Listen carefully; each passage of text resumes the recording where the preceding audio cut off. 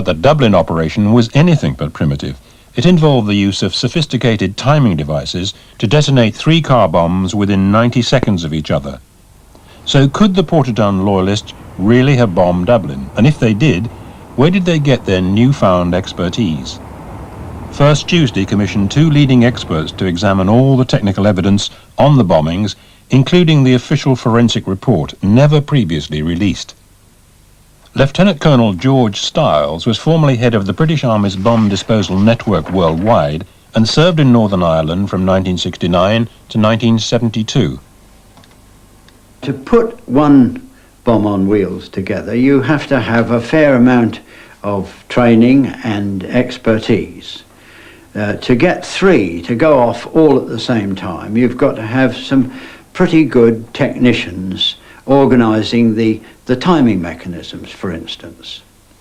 The organisation of getting 3 cars into the centre of a city, all going off roughly at the same time, that smacks of some pretty good administrative ability.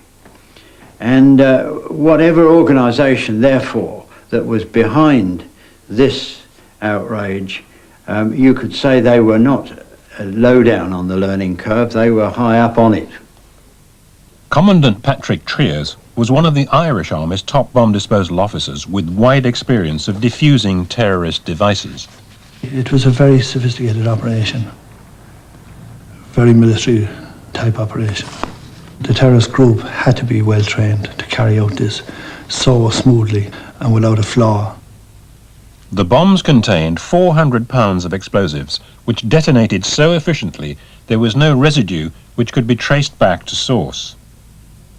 The fact that all the ingredients of the bombs exploded and were expended, indicating that the mix was consistent and that the expertise of the people that made up the mix was at a pretty sophisticated level. From a military point of view, it would have been considered 100% successful. Despite the eyewitness and intelligence evidence, these experts believe it was highly unlikely that an attack of this complexity could have been mounted by Portadown loyalists. I have no high regard of their skill in 1974. I don't think they were at a level that would equate to the sort of techniques that were used here in Dublin. What about the loyalist history of synchronised car bombs? I don't think there was one. In my view, they had not done this sort of thing. This is, as I say, outside their field of technology. Have they done it since? Not to my knowledge.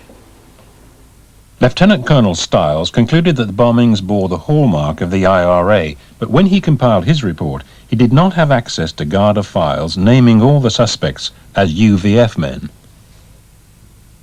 If the loyalists did it, from their experience, I would find it hard to find that they could do it without being assisted by some other experienced people, because I think that they did not have the experience to carry out such a sophisticated operation at that particular time.